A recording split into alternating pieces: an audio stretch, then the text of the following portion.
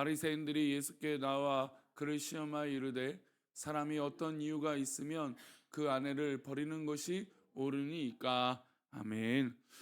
기도하겠습니다. 하나님, 오늘도 주님의 은혜로 주 앞에 섰습니다. 정말 우리를 붙들어 주시고 우리의 모든 생각과 또 꿈조차도 주님의 얼굴을 뵈는 그 놀라운 은혜가 우리 가운데 있게 하여 주옵소서. 주님과 함께 동행하며 주님의 은혜 속에 살아가는 그런 모습이 우리 가운데 있게 하여 주옵소서. 이 시간 1,000번째로 드려진 예물들 하나님 기뻐 받아주시고 주님의 놀라운 은혜로 이 시간 말씀을 나눌 때 함께하여 주시되, 특별히 이 새벽에 기도하는 믿음의 백성들 건강을 지켜 주옵소서. 주께서 함께 하실 것을 믿사오며 말씀 가운데 함께 하시옵소서. 예수님의 이름으로 기도 올리옵나이다. 아멘. 요즘 아이들을 보면 이렇게 성숙한 딸하기보다는 이게 성장은 참 잘하는 것 같아요. 잘 크죠. 뭐 아이들이 조금 뭐 안 커서 걱정도 되기도 하고 뭐 그러긴 하지만 그래도 뭐 예전에 비하면 월등히 잘 자랍니다. 조금만 번화가 사람들이 많이 다니는 길을 가도 이게 체격 조건 자체가 많이 달라졌죠. 그러니까 성장은 참 많이 한 것 같아요. 근데 요즘의 사회 현상을 보면 이 성숙한 것인가라고 질문을 던졌을 때 그러지 못한 모습이 참 많이 보입니다. 뉴스를 볼 때마다 그러니까 뭐 이거는 아이들뿐만 아니라 젊은 사람들뿐만 아니라 기성세대나 어른들조차도 요즘 왜 이렇게 성숙하지 못했을까? 벼는 익으면 익을수록 고개를 숙인다고 하는데 어떻게 이렇게 우리는 키도 자라고 또 여러 가지 환경적인 것도 많이 좋아지고 뭐 이런 것들이 있는데 불구하고 오히려 인간성이나 또 사람 됨됨이는 좀 더 점점 이렇게 성숙한 거리가 멀어지고 있는 것 같습니다. 우리나라가 대부분 빠르게 이렇게 국가가 발달하고 발전하고 이런 세계적인 국가가 되었다라고 하는 이 자아자찬, 또 이 내면엔 성숙한 이 국가가 되었는가라고 하는 질문에는 좀 만족스러운 대답을 할 수는 없는 것 같아요. 좀 이렇게 외향적으로나 뭐 이런 것들은 굉장히 많이 커졌지만 내면적으로는 너무 연약한 것은 아닌가, 뭐 이런 생각을 하게 되는 것이죠. 신앙생활에서도 보여지는 외향적인 것들은 잘하는 것들이 있어요. 하지만 정말 영적인 성숙을 하고 있는가?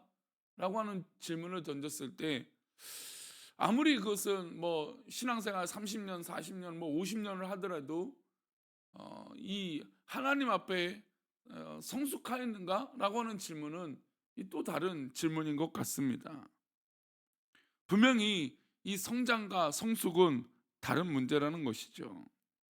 성장이라고 하는 측면을 신앙적으로 보면 우리가 외향적으로 뭐 이 모든 예배를 다 잘 드리기도 하고 뭐 교회 봉사도 정말 최선을 다하기도 합니다. 뭐 그래요. 뭐 그런 모습이 있지만, 그러나 어떤 이 문제가 딱 제기가 됐을 때 정말 성숙한가? 정말 하나님 기뻐하시는 이 모습이 있는가? 이 답은 좀 다른 문제라는 것이죠. 성숙의 문제는 사실 내면의 문제입니다. 또 때로는 보이지 않는 문제이기도 해요. 신앙 성장을 이룬 사람이 반드시 성숙한 사람이라고 볼 수 없습니다.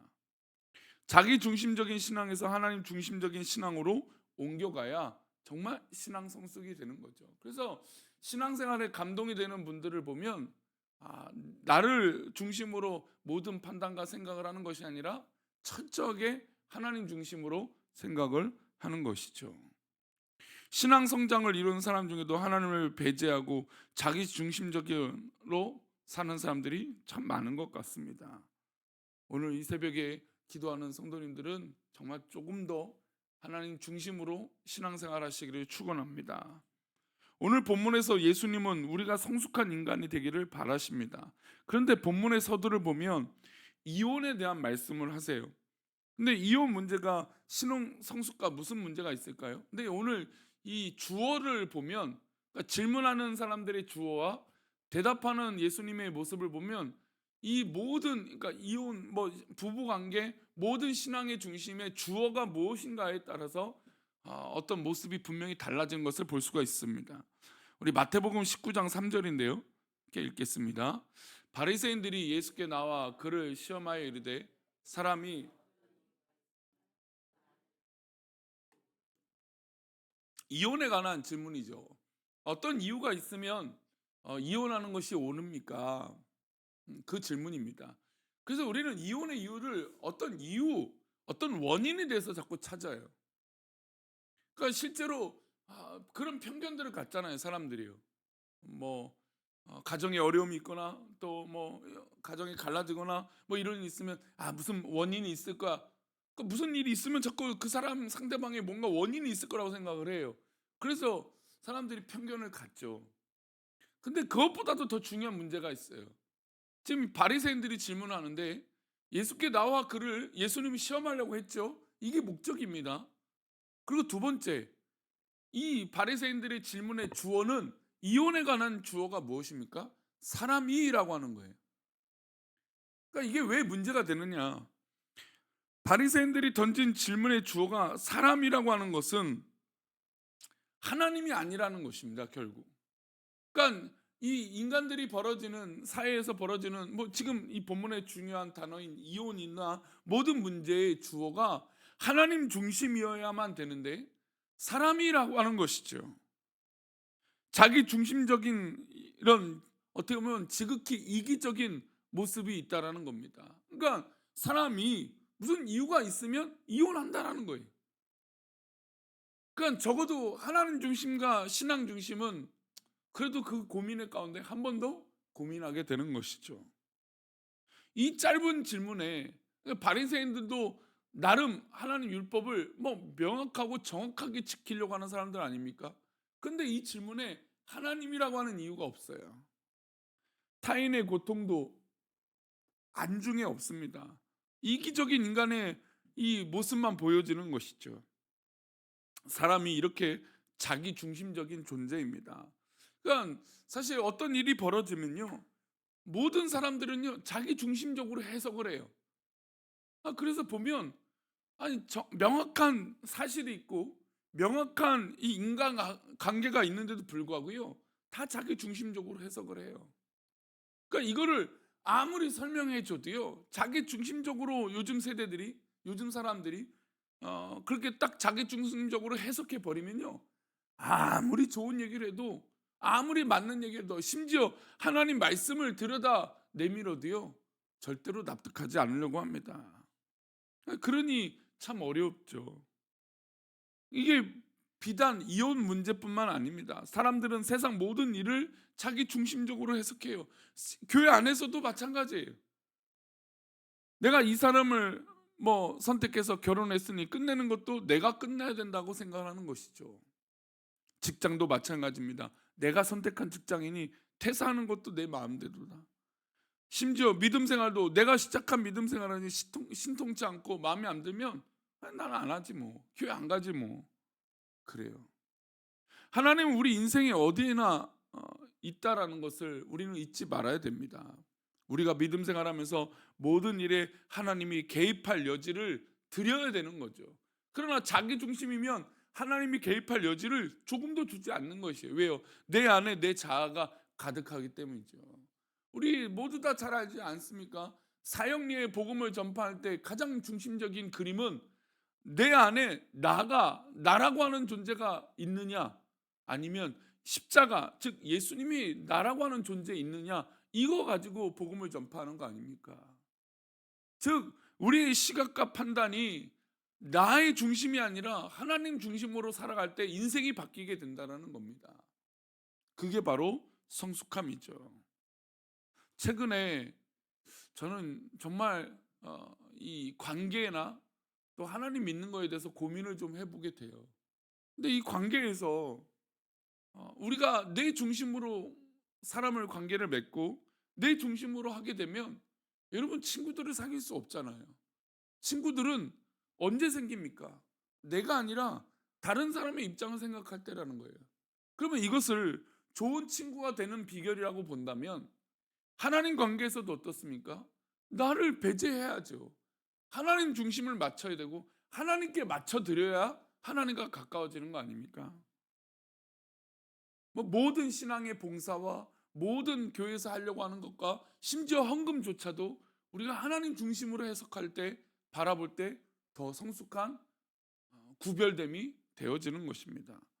그래서 이 바리새인의 질문에 예수님은 이렇게 대답하세요. 우리 4절부터 6절인데요. 함께 읽겠습니다.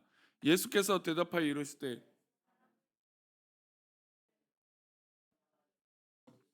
말씀하시기를 그러므로 사람이 그 부모를 떠나서 아내에게 합하여 그들이 한 몸이 될지니라 하신 것을 읽지 못하였느냐. 그런즉 이제 둘이 아니요 한 몸이니 그러므로 하나님이 짝지어 주신 것을 사람이 나누지 못할지니라. 지금 보면 4절부터 6절에 하나님이라고 하는 단어가 중심으로 등장합니다. 그러니까 하나님이 주어가 되는 거죠. 하나님이 예수께서 대답하여 이르시되 사람은 지으신 이가 본래 그들을 남자와 여자로 지으시고 사람을 지으신 이는 누구입니까? 하나님이시잖아요. 하나님. 그러니까 남자와 여자의 문제, 즉 뭐 이혼에 관한 질문을 지금 하고 있으니까 이 문제에 있어서 가장 중요한 건 하나님이 지으셨다 이겁니다. 그러니까 우리가 이 땅에 살고 있는 건 하나님이 우리를 창조하셨다라고 하는 이 의식을 갖고 있는 것입니다. 그리고 6절 말씀에 이제 부모를 떠난 이 둘이 아니고 한 몸이다. 그러니 하나님이 짝지어 주신 것이라는 것이에요. 그러니까 인간이 자기 중심적으로 내가 판단해서 내가 결혼해서 뭐 이렇게 한다? 이게 아니라는 것이죠. 하나님이 짝지어 주셨다는 겁니다. 물론 요즘은 너무나 악한 사람들이 많아서 정말 이혼할 수 있다라고 저는 요즘 그러니까 예전에 저도 어렸을 때는 절대 불가였어요. 물론 뭐 저의 삶은 그렇죠. 그런데 정말 요즘 보면 악한 사람들 너무나 자기 중심적으로 살아가는 사람들을 보면 야 이거는 뭐 결혼하면 오히려 지옥이다 말이 맞을 수도 있겠다라고 하는 생각을 좀 해보긴 해요. 그래도 웬만하면 그래도 하나님 짝지어 주신 이 생각을 가지고 살아야 되죠. 근데 요즘 보면 결혼을 하고 하는데 조건을 너무너무 많이 따져요. 이 조건을 따지다가 결혼을 못하는 사람들을 만나요. 사람을 좋아하고 사람을 사랑하고 사람을 이해하려고 하는 것이 아니라 내가 정해놓은 이 조건을 충족시키지 않으면 결혼이 안 되는 거죠. 하나님이 지으시고 하나님이 짝주어 주셨다라고 하는 이 예수님의 답변에 저는 이 비밀이 있다고 봅니다. 사람이 이혼할 조건을 찾는 자기 중심적인 해석에서 우리의 판단은 하나님께서 지으시고 하나님께서 짝지어 주셨다라고 하는 하나님 중심으로 생각이 바뀔 때 우리의 모든 고민과 문제들이 해결되어질 수 있다라는 것이죠. 우리 생활 전반에 하나님이 주체가 되어야 합니다. 직장 생활도 가정 생활도 신앙 생활도 하나님이 주인이십니다. 하나님 시각으로 단 한 번이라도 우리 인생을 보았다면 하나님 기뻐하시는 것으로 조금 더 성숙해지지 않겠습니까? 우리 믿음의 삶 가운데 저는 이 비밀이 있었던 사람이 있어요. 모압 여인 룻을 한번 생각해 보십시오. 그녀는 이방인이었습니다. 모압으로 이주해온 유대인과 결혼하면서 하나님의 신앙을 갖게 됐죠. 믿음이 성장하면서 결정적인 순간에 성숙한 모습을 보여줍니다. 시아버지가 죽고 남편이 죽고 그 집 남자들이 모두 세상을 떠났을 때 시어머니 나오미가 말합니다. 이제 너도 고향으로 돌아가라. 나는 내 고향 베들레헴으로 갈 테니 너는 너의 길을 가라. 그랬습니다. 근데 한 며느리는 떠나죠. 근데 룻은 시어머니를 붙잡습니다. 어머니가 가시는 곳에 나도 가고 어머니의 하나님이 나의 하나님이 될 것입니다. 여러분 이게 내 중심으로 해석한다면 이렇게 될 수 없겠죠. 어떻게 보면 이 어머니 그러니까 사실 자기는 나오미는 저주받은 인생이다. 남편도 죽고 자녀 남 그 자식들도 다 죽고 이러니 내가 뭘 살 면목이 있겠냐. 너희들은 떠나라. 나는 고향으로 가겠다. 한 며느리는 떠났습니다. 당연할 수 있어요. 그러나 롯은 어머니의 하나님이 나의 하나님이 됩니다 라고 하는 이 고백은 나의 중심적인 고백이 아니라 누구의 중심으로 이 고백이 바뀐 겁니까? 하나님 중심과 믿음의 중심으로 이 고백이 바뀐 것이죠. 사랑하는, 또 그리고 정말 귀한 이 새벽을 깨우는 우리 성도님들, 우리의 기도가 나의 기도에서 하나님의 기쁨으로 기도의 제목이 바뀌기를 소망합니다. 나의 기도가 나의 중심의 기도의 영역에서 하나님 중심의 기도로 변화되시기를 소망합니다. 우리가 이렇게 돼야 성숙한 것이죠. 오늘도 우리의 기도 제목 하나하나가, 물론 저도 막 기도할 때 저는 특별히 늘 자녀들을 위해서 기도를 합니다. 우리 성도님들 자녀들을 위해서 늘 기도해요.